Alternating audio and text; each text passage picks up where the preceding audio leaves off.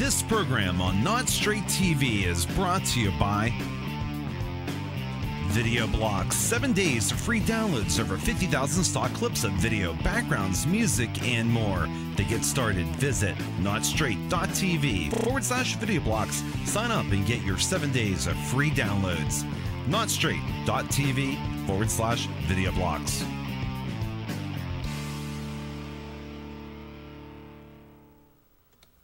The following ingredients include a look behind the scenes. Cook uncovered until hot. Add grooves to taste. I would like, if I may, to take you on a strange journey. Once upon a time, there was a little girl. The accident was over a year ago. A second woman has been elected president. A 12th planet has been named in the solar system. The last wild polar bear has died. I slept through it all. I was here for my waking. He called it a beginning. He said it was good. I think he may have thought that anything I did was good. Welcome to Transition Radio, live from Hollywood, Florida, with your host and hostess, Mark Angelo and Jessica Lynn Cummings.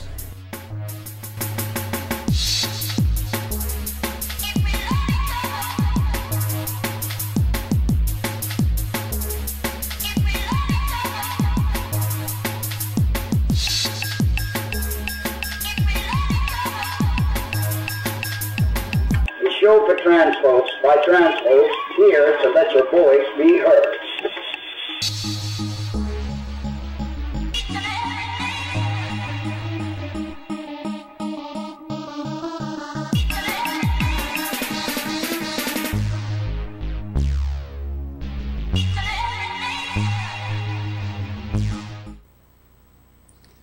Well, hello, and welcome to another edition of Transition Radio TV. Have we got a treat for you today? A very special friend and fantastic artist, Mr. Joe Stevens. But before we get started, we want to thank our sponsor, the Breastform Store. They have been established since 1993. They are the internet's most trusted and discreet shopping center for all your transgender and cross-dressing needs. They will ship your items directly to you in discreet packaging. Please check them out and peruse their amazing website, and please stay tuned to our future shows as we will soon start running random contests with awesome prize giveaways, courtesy of the Breastform Store online. Go to our website and click on their banner to check them out. And show your support. Today we have a very special guest, Mr. Joe Stevens. Joe Stevens is a singer, songwriter, guitar, banjoist, thinker, writer, activist, and a third of the folk roots American group Coyote Grace. Born and raised in California, Joe continues the wandering tradition of the human diaspora, carrying on the family trade of music. Coyote Grace began in 2004 as a nomadic duo busking at Seattle Pike's Place Market, singing for their super Under the Old Clock. Many infinite miles and crumpled dollar bills later, Coyote Grace has grown to national prominence in the acoustic music scene with 5 albums released and touring with the Indigo Girls, Girly Man Melissa Farrick, and Chris Peruka, adding new dimensions to the definitions of roots and tradition. Joe is a gypsy, a trans man, a recovering addict, and an educator for music and queer trans issues, performing and presenting workshops at numerous colleges, universities, and events around the country. However, he feels his highest contribution is humanizing the underdog by practicing the art of living openly. His activism is rooted in raising awareness of many overlooked and misunderstood subcultures, their needs, and most importantly, their unique and irreplaceable contributions to the greater community.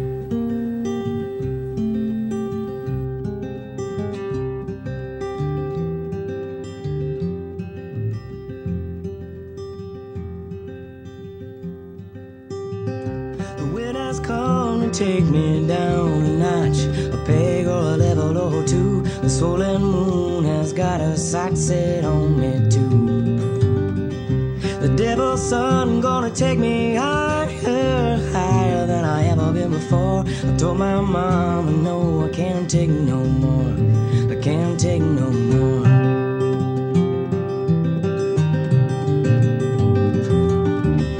The wind has come to take me down to the empty farm where I grew up on the land. Built this childhood and for a boy with my own two hands. I look around them bony trees and the sunken cows. There's almost snow. Nobody knows nothing except what me and the crow do know.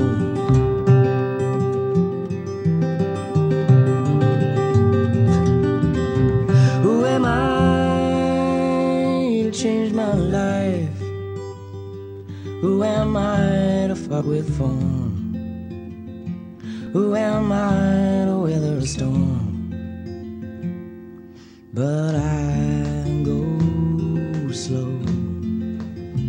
I said goodbye to everyone I know. And in the morning I awoke, and now was this guy named Joe.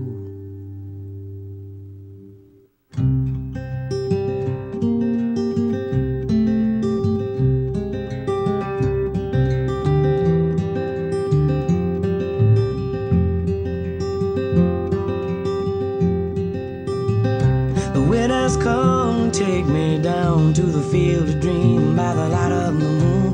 No, there ain't no coming home, no going back, no skipping June. I sit by the water down by the freeway. The cotton is high and the corn is high.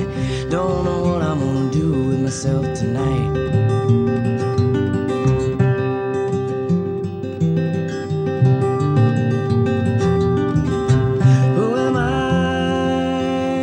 Change my name. Some things will always stay the same. There really ain't no one to blame. Can't expect nobody to live in that pain. And I know you miss me so. I said goodbye to everyone I know. And one morning this guy named Joe.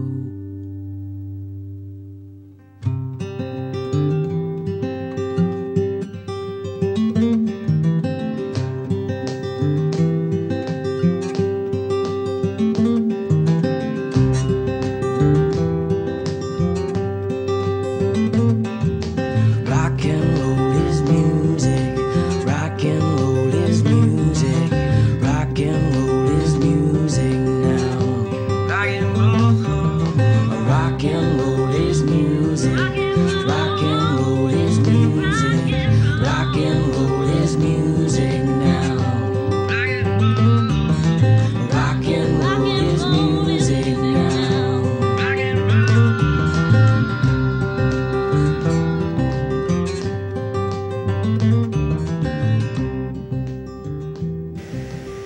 And now, welcome to the show, Mr. Joe Stevens. Hi. Hey, Joe. How's it Hey, going? how are you doing? Pretty good, pretty good. How about yourself? Doing well. Doing well. That's all that matters. I just got back from a trip, so I'm at home in California, chilling out. And where was that trip from? I went, we usually go down to Southern California to do some shows around this time, and we did 4 shows around the area, and so a little shorty. That's good. It's always good to go home after a trip like that. Well, that's interesting. Well, we want to thank you for being on the show, and we've lined up some questions so that the viewers could get to know you a little bit more. I got the pleasure of meeting you, and we did that film. It was been like 2 years ago, was it, more or less? 2 years ago. Yeah, Belamato, an all-trans film where I played the role of Marco the cop, and you were the musician that got brought in for the for the special party. But that was a lot of fun. That was fun. And it was a pleasure meeting you in person, and that was really, really good. So, and that was a great video, by the way. Yes, you watched it. Very well done. Thanks. That was done by Josh Klipp, who's a great jazz singer, trans man out of the Bay Area who does a lot for the community. So he produced that video. Did a phenomenal job. That video was awesome. Yes. So, okay, Joe is a gypsy. So tell us about that. That kind of is my nature, I suppose. I got the traveling bug. Early on, Ingrid and I, the other part of Coyote Grace, we met and lived in Seattle for 6 years or so. And I was in school, and then I started my transition, so I had to get like a job and make all that happen, and go to the doctor and do all that. So it kind of, we had planned to travel, and that kind of set it back. Set it back about 2 years, and then from then on, it's been traveling ever since. So I prefer it that way. It's nice to come home, but it's nice to leave. Yeah. So you're a traveling man.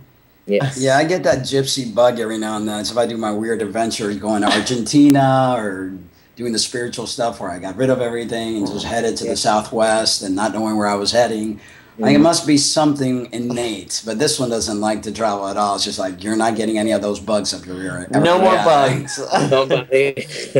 Hopefully they're all gone. Well, Joe, you seem to be out about your transition. What has the reaction of your fans been? And do you have any regrets regarding transitioning? And how has life treated you since? You know, it's funny. Like, I feel like my life kind of started in a way when I transitioned. Like, you know, I was 22. I had just graduated college. I had enough going for me. You know, I had just gotten a degree in music. I had a new partner that, you know, we were doing great together, and we played music together, and everything should have been fine, but it wasn't.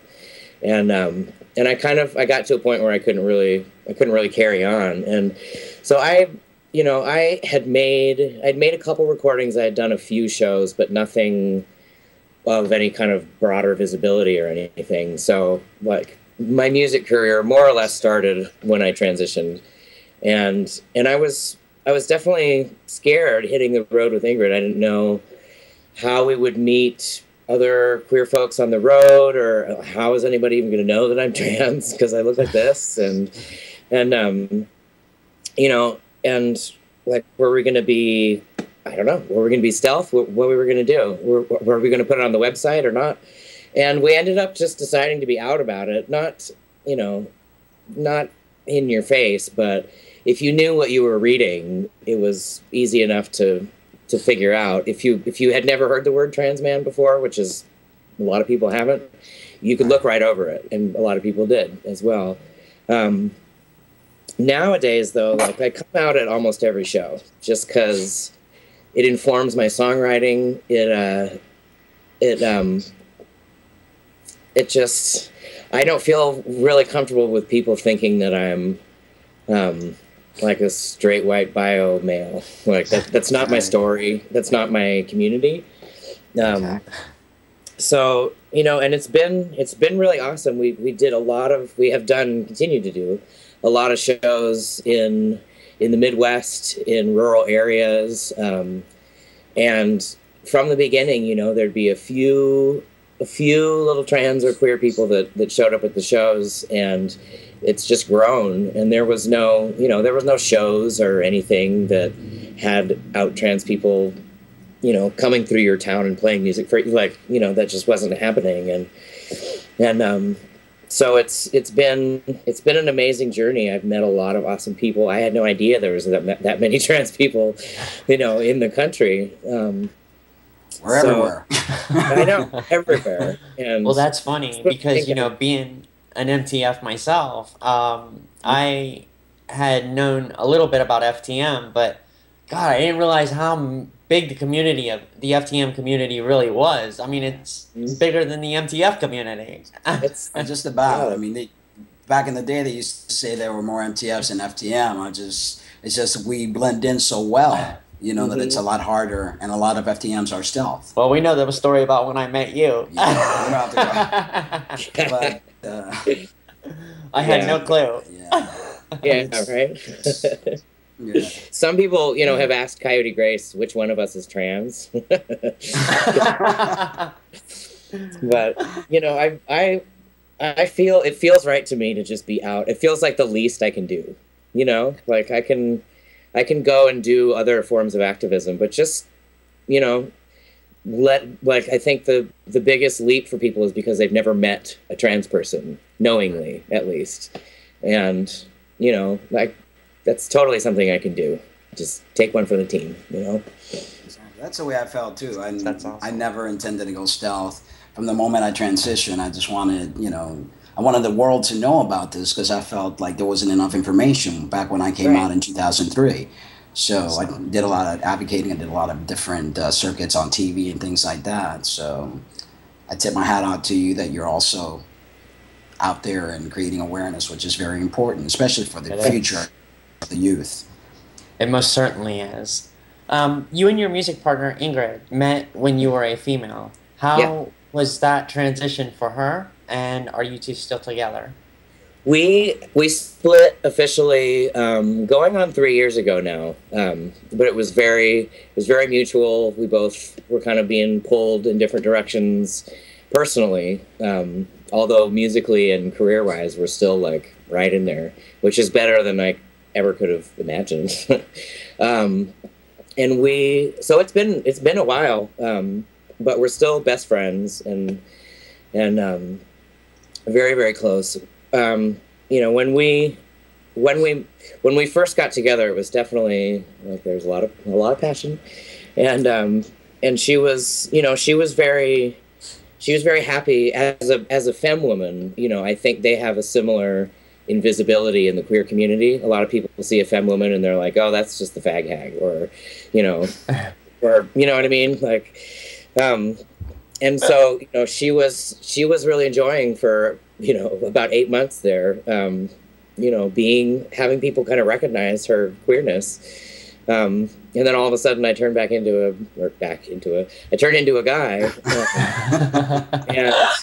and you know, and but you know, what's interesting is we both really went through kind of a gender transformation. Like when we met, she was much more kind of on the androgynous side, if you can imagine Ingrid in such a way. And she really, both of us kind of explored, because everybody has a gender, you know, and we both kind of came into our own through the process. It was definitely, it had its rough spots. I think transition is inherently you know, like it's a self process, and you're going through so much, and it's hard to see outside that, and you kind of just have to let yourself go into the process and to really be able to come out the other side. But it was all about me in a lot of ways, and she was very much the support. She was there all the time for me until I was able to kind of come back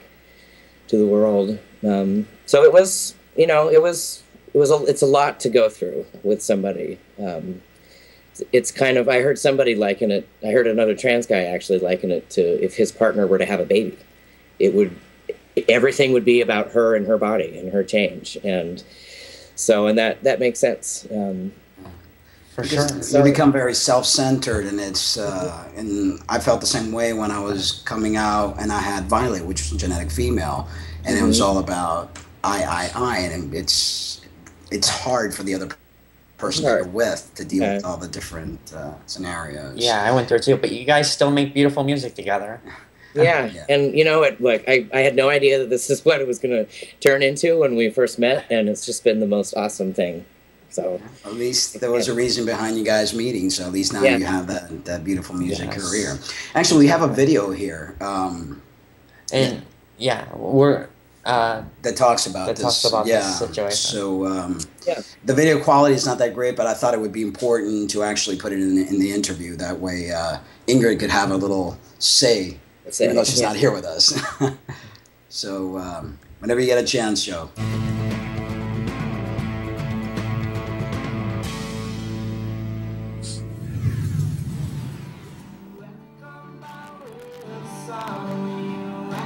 So all of a sudden, we're now in totally new territory.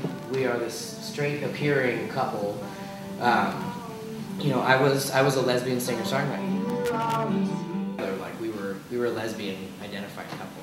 I had always, you know, like deduced, all right, well I like girls and I guess I'm a girl. I'd rather not be, but hey, I guess that's what I am. I had kind of dated other girls and things like that, but never anything serious, and this was the first serious thing I was involved in. And so I was pretty stoked. I was like, yeah, I'm a lesbian, that's right, look at this hot girl with my girlfriend. And dated for about, I'd say about 6 months, right before... Yep, before I came home and broke the news to her. He burst himself out of the darkness. Challenging process for anybody involved. I mean, obviously the person transitioning, but you know, family members, friends, and definitely partners. Just filled with pride to have him by my side.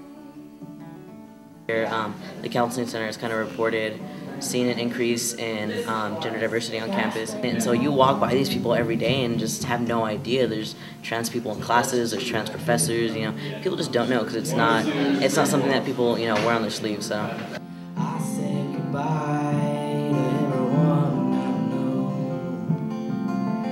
and one morning I woke and now it's this guy named Joe. That was an interesting, when I was finding videos for this show and I saw that and I thought that was an important part of the interview, so that people would actually, because that's part of your story and part of how you and Ingrid met. Yeah. So, go ahead. Go ahead, you were going to say something. Oh, I was gonna. We did.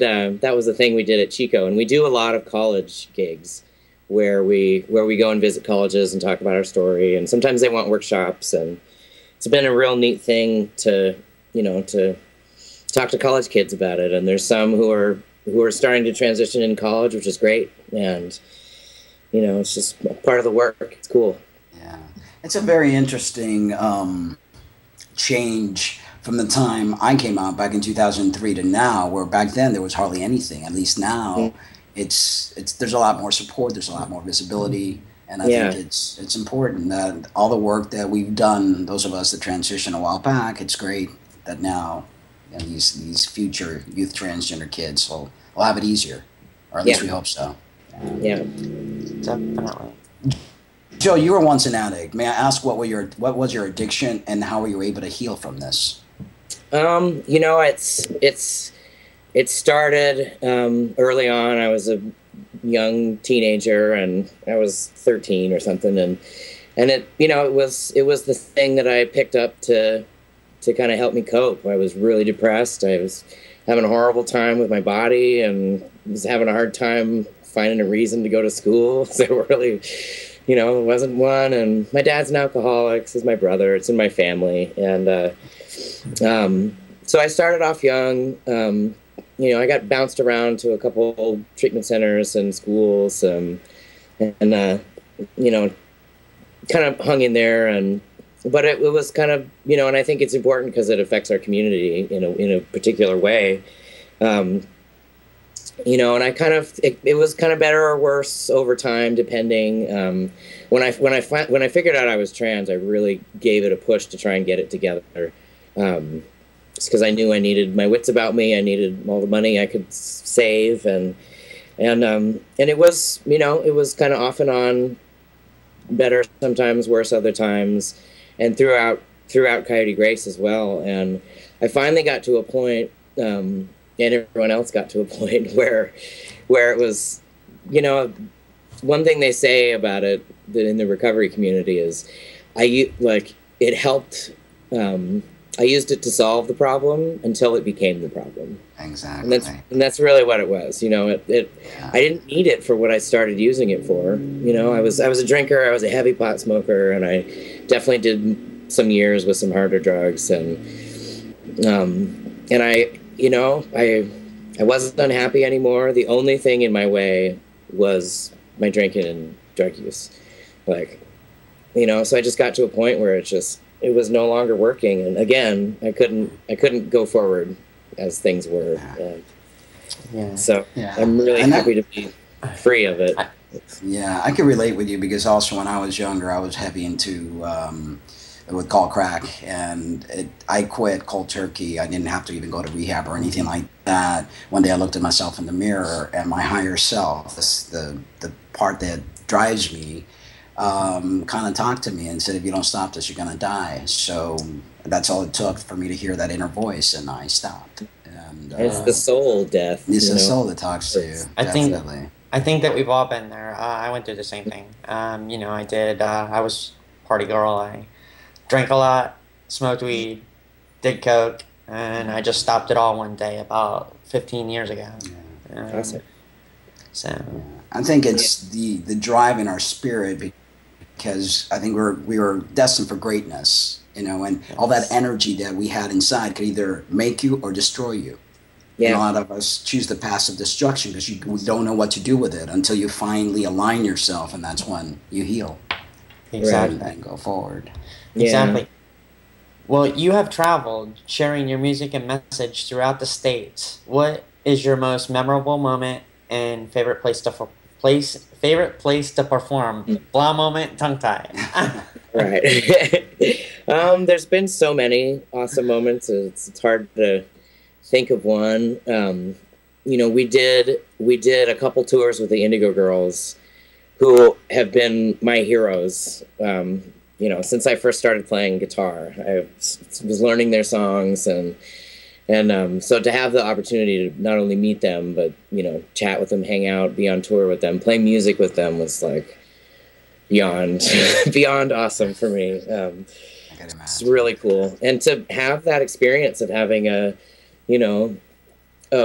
queer person who's in the business that I am working in, and to kind of, you know, have some time to connect with kind of someone who's been in it for longer than me. It's pretty rare, and it's pretty cool. So those shows were pretty magical. It was definitely big audiences and really great sound, and, you know, we got like fed, and we had parking spots. We're easy to please.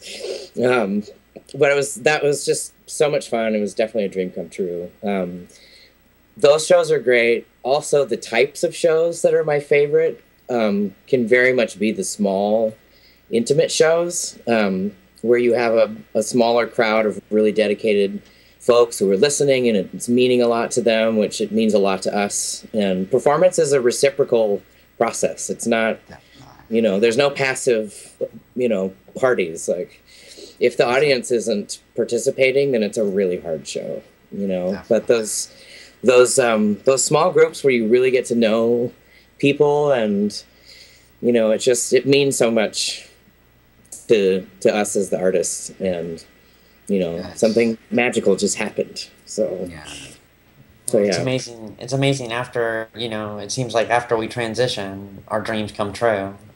You know, in a lot of ways, things that we thought we would never accomplish or never do, after transition, we find them, and things we have been thinking about all our lives, they come our way.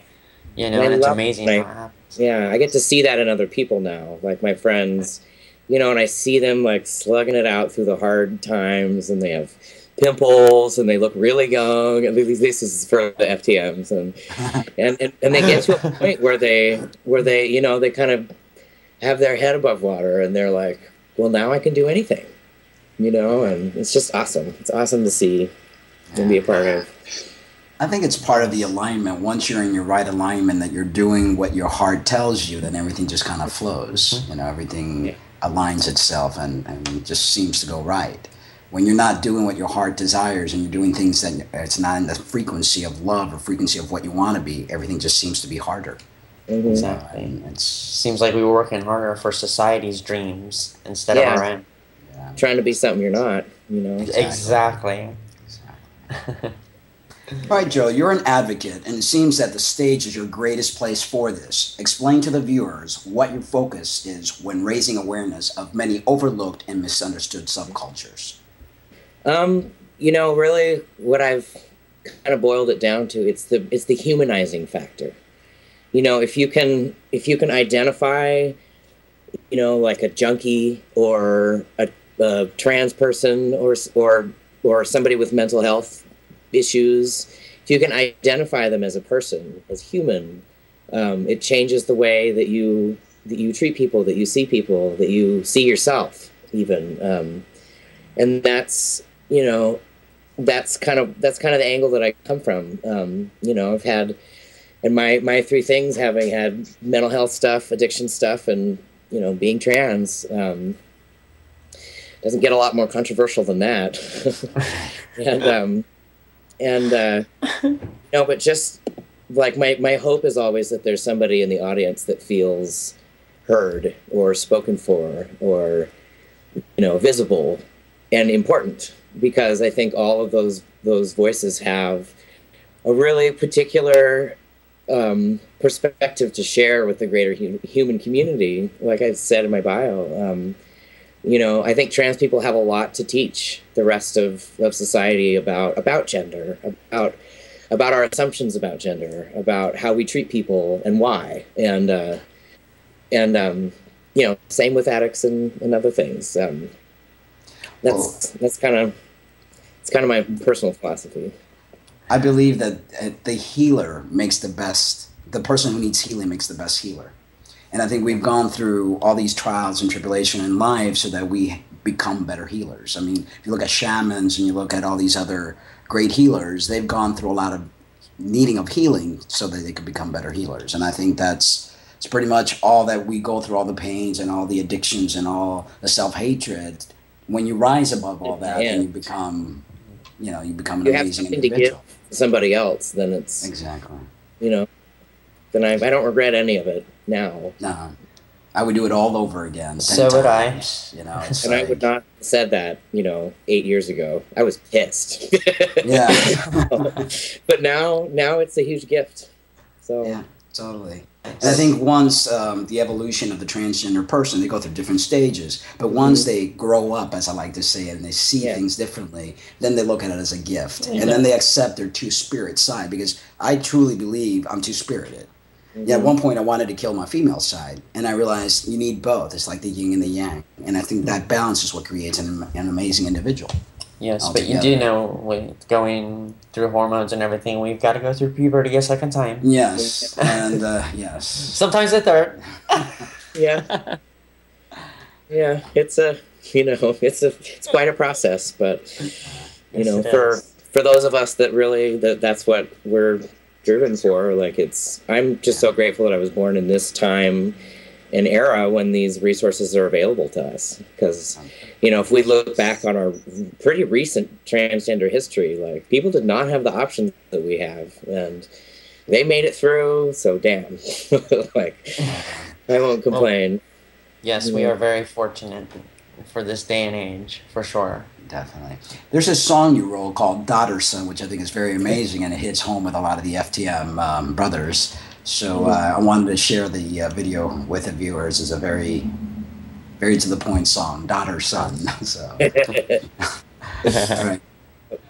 This goes out to all my people, all of you. It seems like all of my people belong to a marginalized minority. Misunderstood folks. So we're all misunderstood. If you weren't so misunderstood, whatever would you write your songs about? I know, they'd be boring. We'd be out of job. Thanks, everyone. All right.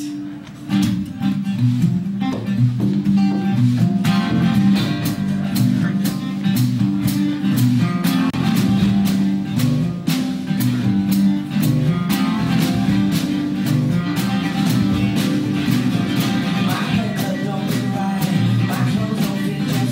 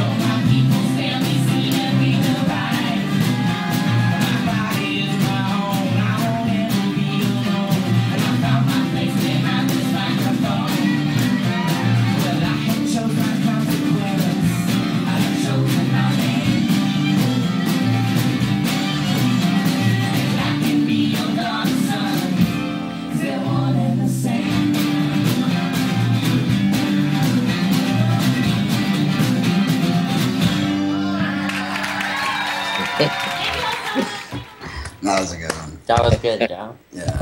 Thanks. It's a cute title, daughter, son. You know, it's like one and the same. You know. No, I wrote that song just to kind of. I had a really bad cold, and I kind of just was trying to crack myself up, and now it's like now I play it all the time. So it's funny. It's a good song. And it's true.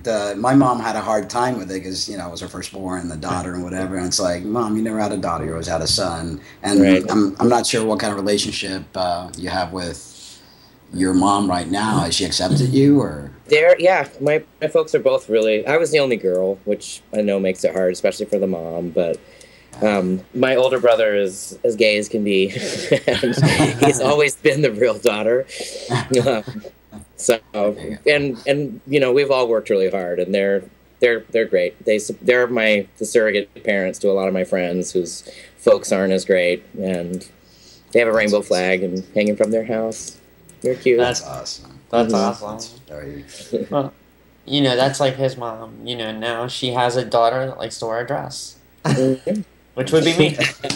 By marriage, though. Yeah, it took my mom a long while, but finally she's come up, so that's good. Definitely. So what do you feel has been your biggest challenge in life?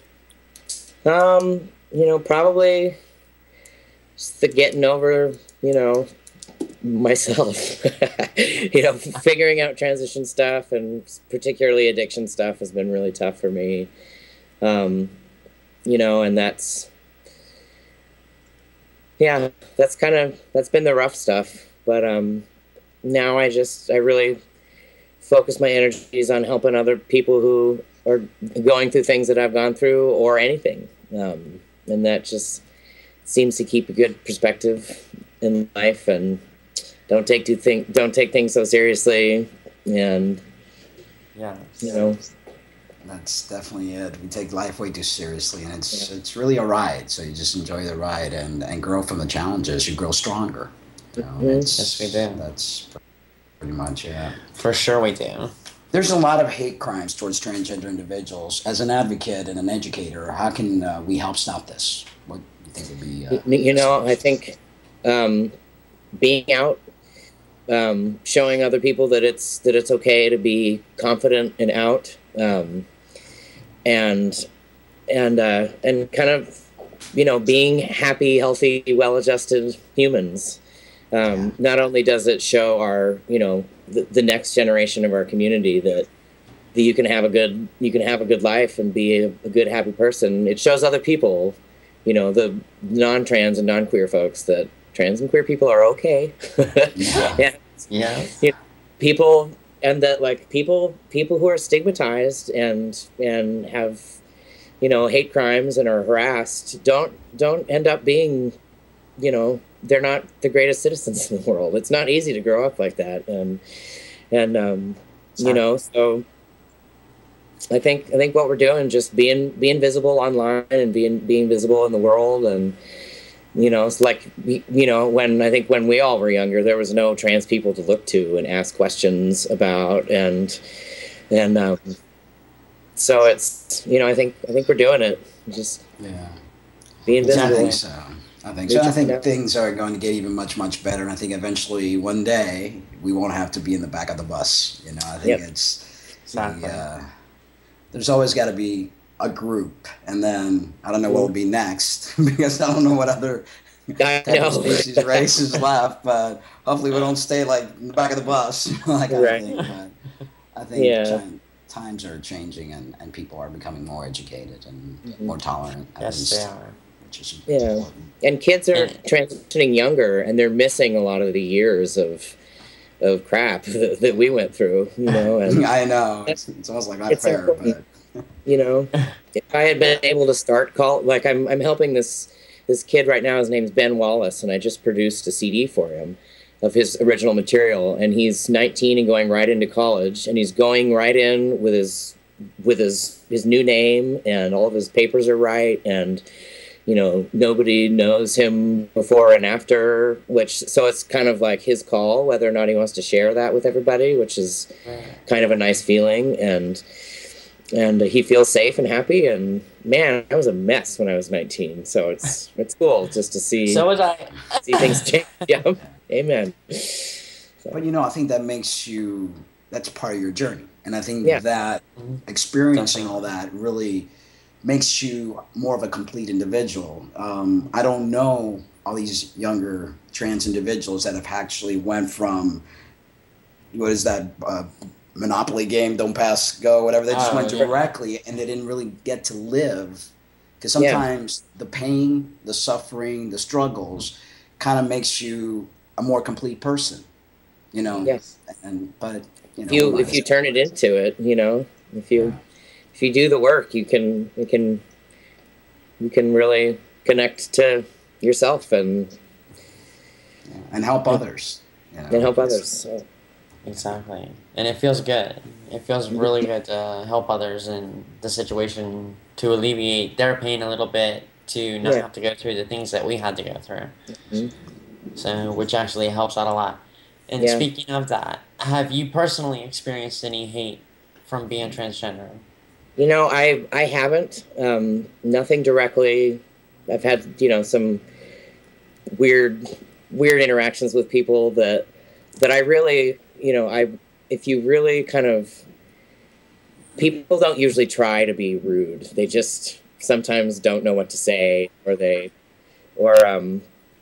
just so curious they forget their social the social rules, or and I so understand the privilege of it. Like, I am white, I am educated, and there's a lot of there's a lot of different ways that people experience discrimination that are compounded by factors such as race or class or things like that. So I understand my privilege, and I respect it, and I try to treat everybody like everybody should be treated, no matter what. And I think we create our world and our reality. If we start thinking that we're going to be hated upon or picked on, I think we kind of attract that. I've never actually experienced any hate either, but I've never once have put that inside my mind. And if you walk around thinking, oh my God, I'm going to get beat up, or oh my God, then I think we create that. I'm very spiritual. I believe this and this is very strong, and you create your reality. Well, I was proof of that, because my transition, I've only been transitioning for just at the 2-year mark now. And so us going out, I was okay. I was sort of comfortable, but I was also still sort of skeptical at the same time. So everything was, it was like, I would always worry, is somebody clocking me, or this, that, the other. And I noticed a lot more people were clocking me that way. It's when I walked through, and, Mark taught me out a lot with that. It's when I walked with my head held high, and, it was like, nobody's looking at me funny anymore. What's going on? I miss it. Yeah, I taught her, you don't give out that energy. Because if you do, that's how you're going to get, everybody's going to go, oh, what's that? And if you just walk around like normal and don't attract that kind of attention, then it's not going to happen. Exactly. You will find what you're looking for. So if you're looking for the people who are mugging you or looking at you, like, that's what you're going to see. And you're going to miss all the people who were like, oh, wow, she's cute. Exactly. The universe is amazing, It's like a genie, your wish is my command. So, you want to be clocked and harassed and whatever, then that's what you're asking for, because your thought process is that powerful. All right, Joe, what are your plans for the future, and tell us about your upcoming projects?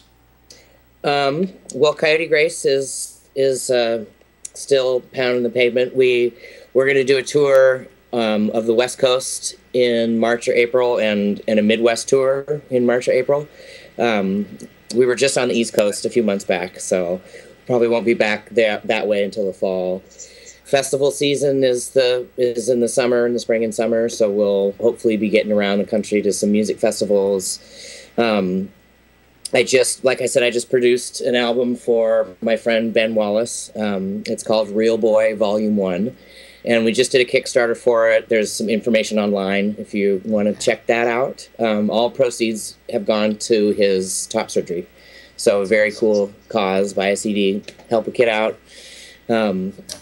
and I'm writing a lot. I'm writing a book, so I'm hoping there'll be more information about that in the future when it's time. So yeah, we'll get you back on the show when you've got the book going, so we can talk a little bit more about that.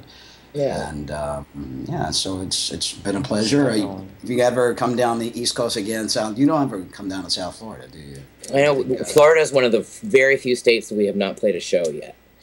So what is it with nobody wanting to come to Florida? It's a long drive. I know it is. Trust me, I drove it from Silver City, New Mexico, all the way down to South Florida, and it was like forever. Texas is very long, extremely long.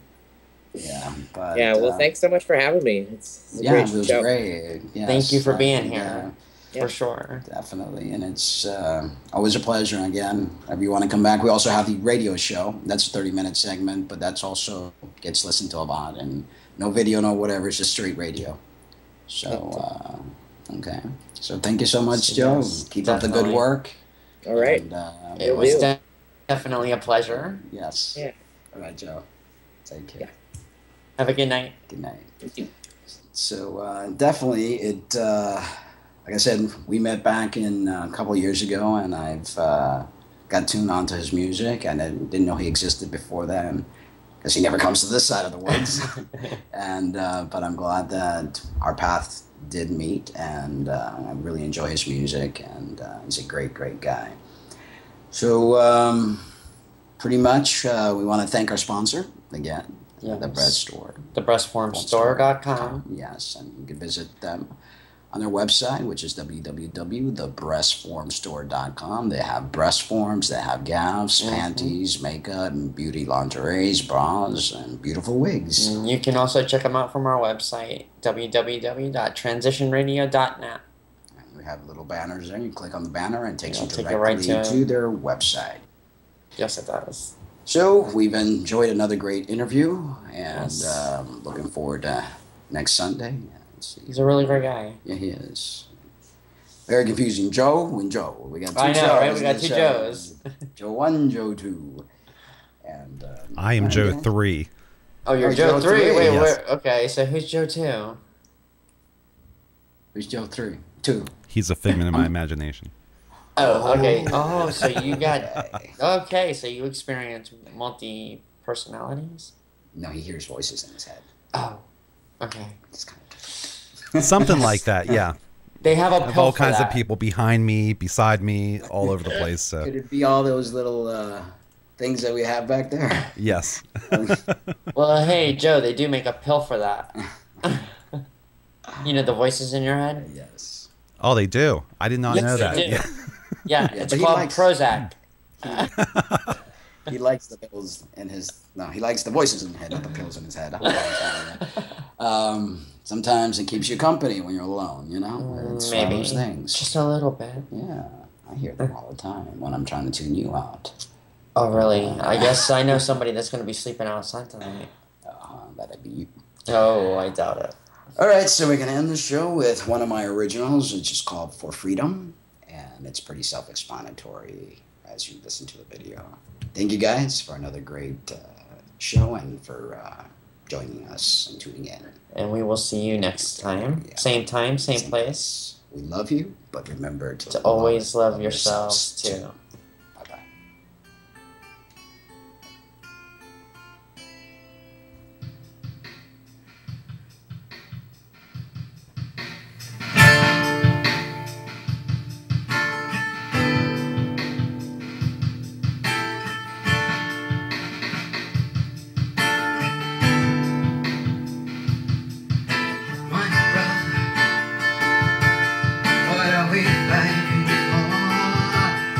My sister,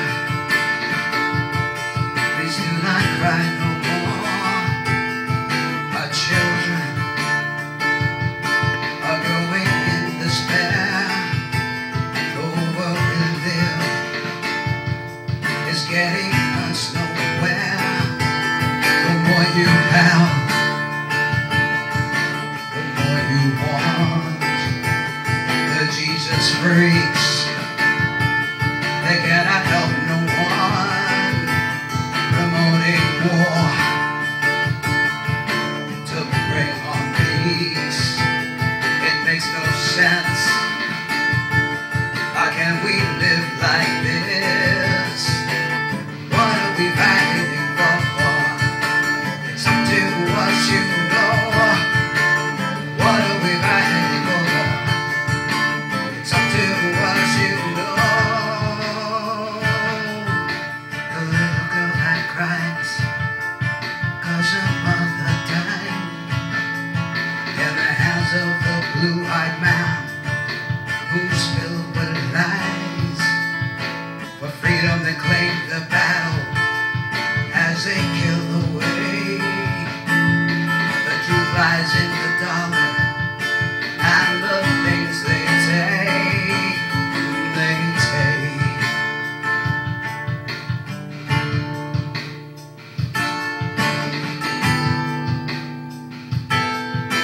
The ocean they pollute away, killing the life almost every day. Destruction now governs our world. The Pope nowhere to be heard. Our planet is coming to an end. Ascension is the only way. My family, don't you shy away. Step up, it's a brand new day. What are we fighting for? It's up to us, you know. What are we fighting for? It's up to us, you know. The little girl that cries 'cause her mother died in the hands of the blue-eyed man who's filled with lies. For freedom they claim their battle as they kill away. The truth lies in the dollar and the things they take, the things they take, the many things they take. Tomorrow will bring a brand new day. We must unite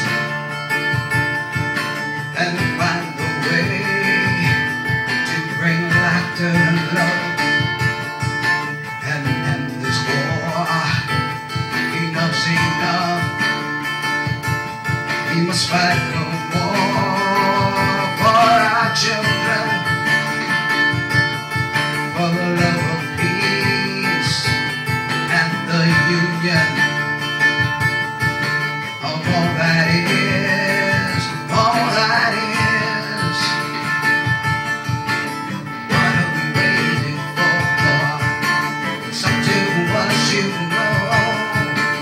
What are we waiting for? It's up to us, you know.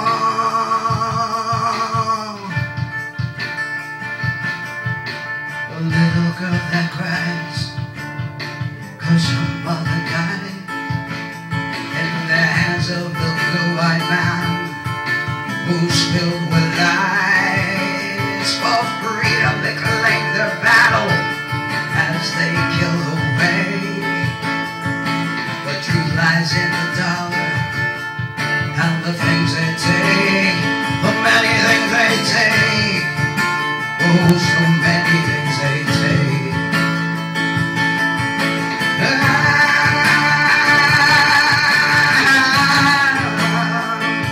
The many things they take.